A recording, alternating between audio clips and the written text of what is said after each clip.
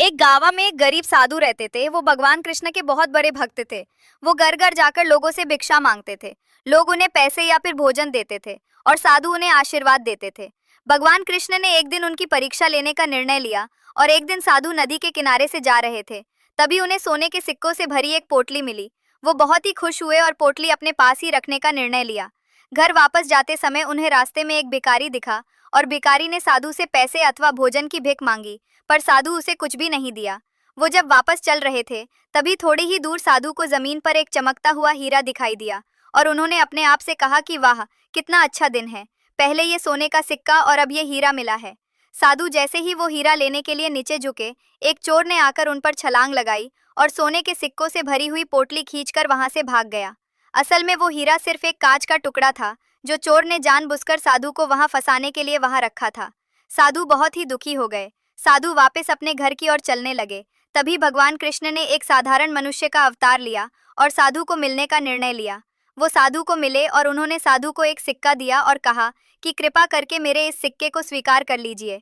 अब साधु ने उस सिक्के को स्वीकार कर लिया और भगवान कृष्ण वहां से निकल गए। साधु को विचार आया, ये क्या है और इससे मैं क्या कर लूंगा। मुझे नहीं लगता ये सिक्का मेरे कोई काम आएगा। तब घर जाते समय साधु को रास्ते में एक मछुआरा मिला और मछुआरे के जाल में दो मछलियां फंसी हुई थीं।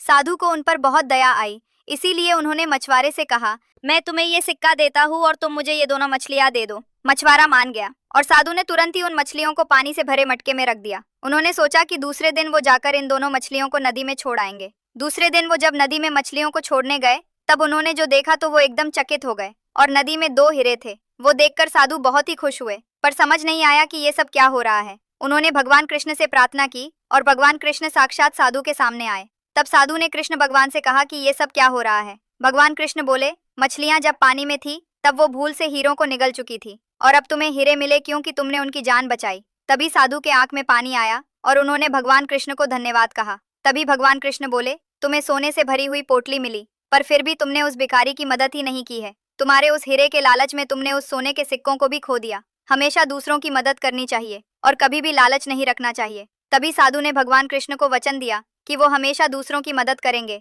और कभी भी लालची नहीं बनेंगे। ये कहानी हमें ये सिखाती है कि हमें अपने जीवन में लालच कभी नहीं करनी चाहिए और लालच ही हमारे जीवन के दुखों का कारण होती है। और भगवान ने हमें जो कुछ भी दिया है, हमें उसमें ही समाधानी रहना सीखना चाहिए।